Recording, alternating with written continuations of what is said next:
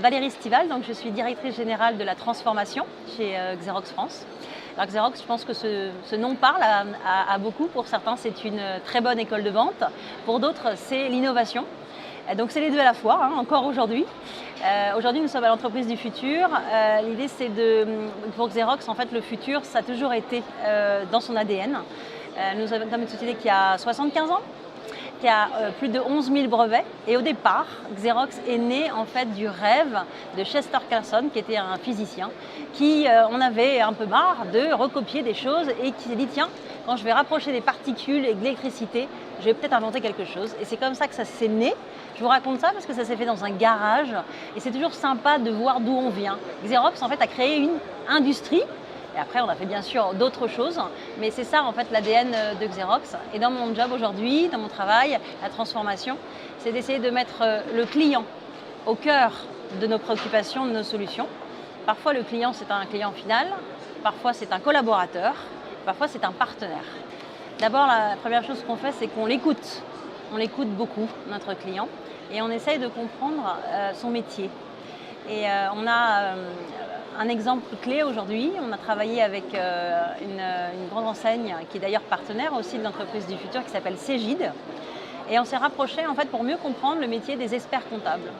Et on a beaucoup de clients également dans ce domaine et on s'est dit tiens, comment on va pouvoir aider par exemple les experts comptables à travailler plus simplement en digitalisant leurs flux. Donc on a travaillé avec Cegid et on a mis en place, ça va sortir donc en janvier 2019, une apps Xerox Cegid qui va directement dans le logiciel métier, par exemple des experts comptables. Donc ça c'est un exemple de futur, enfin d'actualité.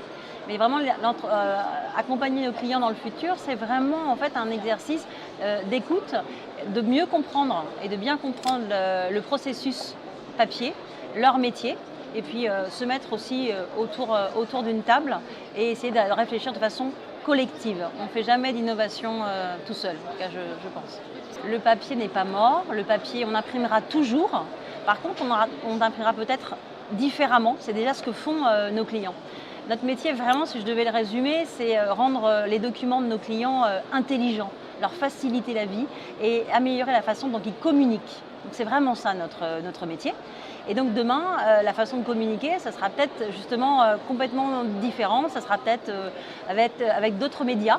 Et nous, notre métier ne se limite pas justement au papier, aux photocopieurs, comme on peut l'entendre parfois, mais c'est vraiment d'accompagner en fait, et de rendre les documents et la circulation des documents dans l'entreprise de façon pérenne.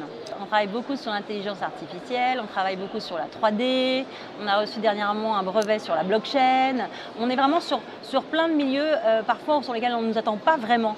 Mais pour nous, tout ça a une connexion, une évidence, une logique, puisque ça correspond à améliorer des processus et ça correspond au métier des clients d'aujourd'hui. Donc l'intelligence artificielle, oui, bien sûr. On a un parc qui est à Palo Alto, un centre de recherche.